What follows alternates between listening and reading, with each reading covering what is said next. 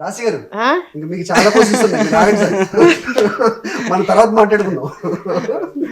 Nothing less Srinivas గారు తప్పు అన్నట్టు కాదు, ఆయన పాట పాడి పడేశారా మిమ్మల్ని? లిరిక్స్ చెప్పి పడేశారా, స్టోరీ చెప్పి పడేశారా? ఎప్పుడు పడ్డానో నాకే తెలియదు, నేనే అడిగా పెళ్లి చేసుకోమని.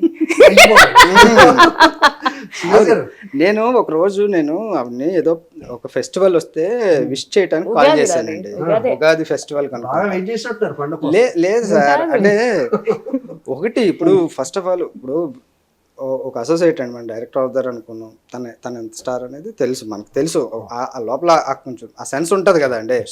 సో మనం అప్రోచ్ అయ్యేమని అనుకోండి, సపోజ్ అయ్యేమనుకోండి, మేడం ఏంటి ఇలాగా పెళ్లి చేసుకుందాం అని అంటే తంతే మళ్ళీ మా ఊర్లో కొడతాం, అంతే కదండి. కొంచెం గట్టి కొడతారు, కొంచెం సాలిడ్ గా కొడతారు, మళ్ళీ మామూలుగా కాదు. అయితే జనంలో కొడతారా సపరేట్ గా కొడతారా అనేది అది వాళ్ళ మంచితనం మీద ఉంటుంది.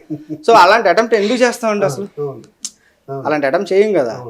ఇప్పుడు అలాంటి అటెంప్ట్ చేసి ఫెయిల్ అయిన తర్వాత ఇటు ఇటు ఇది కెరీర్ ఉండదు, అటు వేరే ఏం ఉండదు, అట్లా మళ్ళీ సో అటువంటి థాటే లేదు అసలు.